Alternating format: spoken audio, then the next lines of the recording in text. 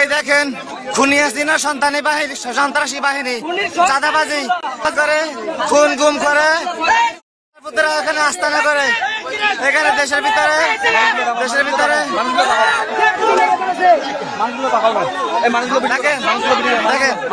দেখেন আমাদের একজন ব্যবসায়ী ভাইকে তারা নির্মম ভাবে মেরেছে।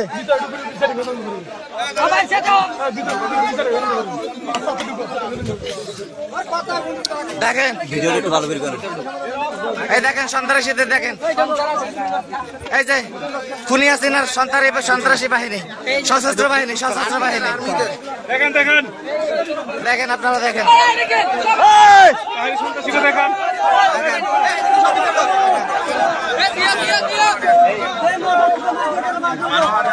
দেখেন এখানে ক্যাম্প করে, এখানে আস্তানা করে, বাঙালিদের উপরে নির্যাতন নিপীড়ন চালাচ্ছে, চাঁদাবাজি, খুন গুম, যাকে খুশি তাকে মারতেছে।